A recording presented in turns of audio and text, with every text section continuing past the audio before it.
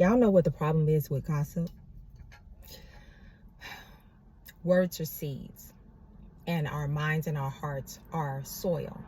So every word that we hear, that we read, it goes into our minds and our hearts, and it plants, and it's watered, and it grows. So when you're hearing gossip, or if you're gossiping and planting seeds in someone else, the issue is, number one, gossip could or could not be true. If you weren't personally there to witness whatever said incident, then you don't know if what you're hearing is actually true. Usually it's a version of the truth, if not a flat out lie.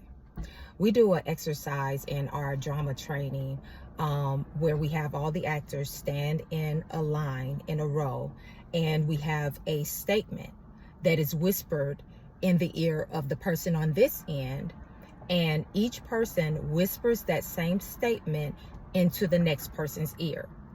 It never fails. By the time it gets to the end of the row and the last person says out loud what the original statement was, it is never the same.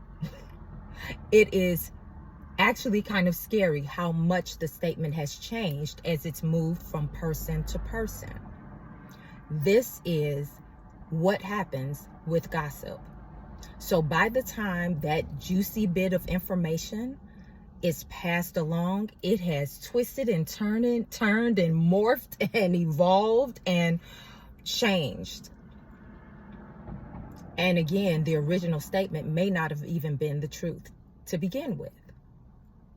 The other part or issue about it is you can have no thoughts about a person or just a subconscious good image of a person, and someone tells you something about that person that is actually gossip, and now your image is immediately shifted about that person.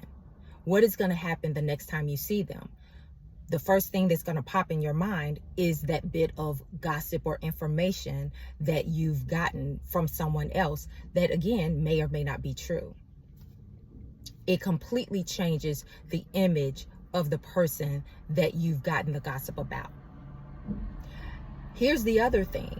If you are a gossiper, ask yourself, why do you enjoy gossiping? Now listen, I'm not trying to be a goody two-shoe. I've gossiped.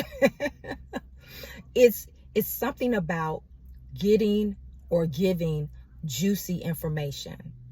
But number one, again, if you are not the originator of that, meaning that you were there flat-footed with your own eyeballs to witness said incident or said action, then you don't really know if what you're actually passing on is true. So, what if it were you that was being gossiped about? I've had a few interesting experiences where I found out, like years later, that someone had told a lie on me. They had an image of me that wasn't based on truth or reality, and they literally passed that along to other people. And someone who knew me, finally years after knowing me, told me about this lie that they were initially told about me, and they didn't have anything else to go on, so they thought it was true. But to their benefit and to their wisdom, they got to know me anyway, and they were like, there's no way that what I heard about this person is true. There's absolutely no way, because now I know them. And when they said it to me, actually the lie was actually the opposite. It was the flip. And that right there taught me a valuable lesson. That number one, you can't help if people are gossiping about you. If you go around being concerned and worried about that, you're just going to be, getting gray hairs and high blood pressure, to no avail, because that's what people do. Okay. But The other thing is it actually taught me not to take in gossip in a way that I take it as gospel truth. Even if it's coming from a source that I believe is credible, even if it's coming from another source that seems to be attached to that individual, you just never know. Again, remember the line, the original statement versus the statement that ends up coming out of the last person's mouth. It is never the same. So the next time that you're gossiping or you're listening to that juicy piece of information, think about that part. I am personally endeavoring to not participate in gossip because, sorry, I ate some pistachios. I don't like to be lied on, but I have been. But I also don't like to pass on negative information, even if it's true.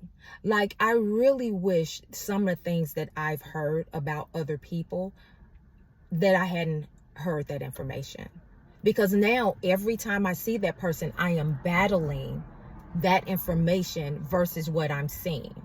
It's behind the scenes information that in some cases is actually true, but I don't want to know certain things about people. It does not benefit me, and it certainly doesn't benefit them. But it leaves me with a tainted image of that person that I didn't really have to have.